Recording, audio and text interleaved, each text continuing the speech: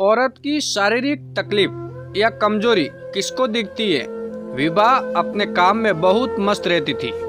दिन रात बच्चों में और घर के कामों में इस कदर व्यस्त रहती, कहाँ दिन निकला कहाँ रात हुई उसको पता ही ना चलता। आज वो अपने मायके जाने की तैयारियां कर रही थी। सुबह जल्दी से उठकर सारे घर के काम निपटा वो जैसे ही अपने कपड़े पैक करने लगी, उसी वक्त उसके सिर में जोर से दर्द शुरू हुआ।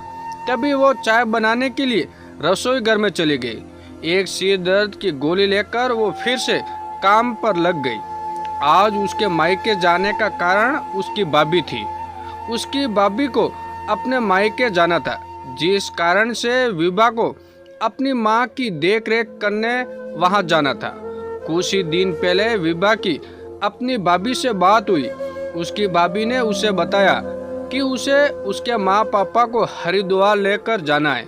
अभी बच्चों की छुट्टियां हैं, इसलिए उनका प्रोग्राम बन रहा है। दीदी, आप कुछ दिन के लिए यहाँ आ जाओ, मम्मी को अकेला छोड़कर हम कैसे जा सकते हैं? भाभी ने विभा से कहा। विभा को भी ये बात ठीक लगी और उसने अपनी भाभी को हाँ कर दी। चलो चलो, जूही नानी के घर जाना है। विभा ने अपनी बेटी को तैयार करते हुए कहा। माँ, हम कितने दिनों के लिए जा रहे हैं? जूही ने विभा से पूछा। बेटा, एक हफ्ते के लिए चलो। चलो, पापा बाहर आ गए हैं। ये कहते कहते विभा जूही को लेकर कार में बैठ गई। विभा सारे रास्ते अपने पति को पीछे से अपना ध्यान रखने और सामान कहाँ रखा है सब जानकारी अच्छे से देती रही। 2 घंटे में विभा अपने मायके में थी।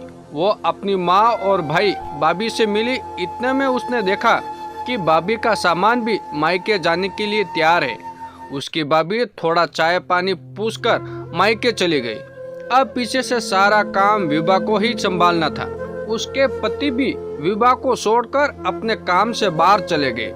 आज विभा सुबह 5 बजे से उठकर काम करने लगी हुई थी। पहले घर का सब समेट, फिर पैकिंग और अब आगे काम। उसकी टांगे की तो जैसे जान निकल रही थी, पर वो बताए किसको? कोई सुनने वाला भी तो नहीं था। आज रात को विभा बहुत थकी हुई थी।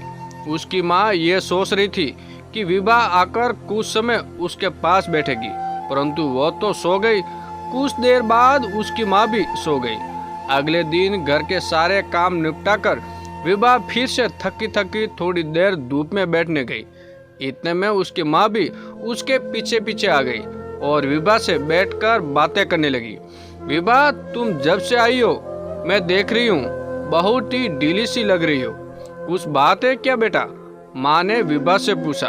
माँ, आप टेंशन मत लीजिए, वैसे भी मुझे आदत हो गई है इस सब की।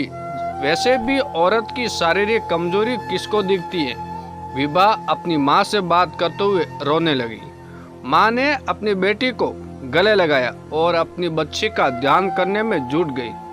अगले ही दिन उसकी माँ ने सुबह उठकर घी की पन्नी बनाई और कुछ फल सब्जियां मंगवाए। विभा रोज अनार का जूस निकालती और अपने बेटे के साथ साथ अपनी माँ बेटी को भी देती। माँ ने विभा का और विभा ने अपनी माँ का बहुत अच्छे से ध्यान किया।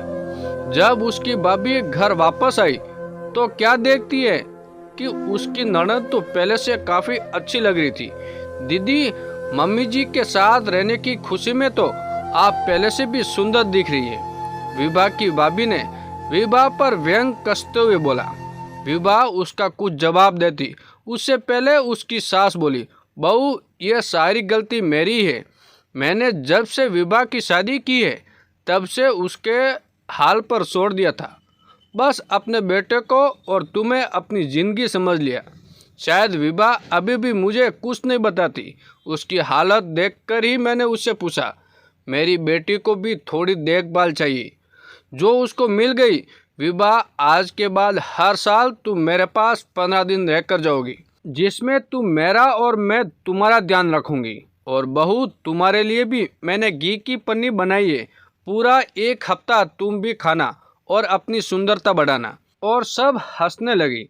मेरी प्यारी बिटिया रानी। माँ ने विभा को बहुत प्यार से देखा। माँ, मैं तो आपकी देखभाल करने आई थी, उल्टा आपने मेरी देखभाल कर दी। विभा ने अपनी माँ का धन्यवाद करते हुए कहा। और गले लग गई। क्या विभा की बात सच है? एक औरत की शारीरिक कमजोरी किसी को नहीं दिखती। वो हालत के हिसाब से शरीर पर ध्यान देना छोड़ देती है और दर्द को अपनी आदत बना लेती है।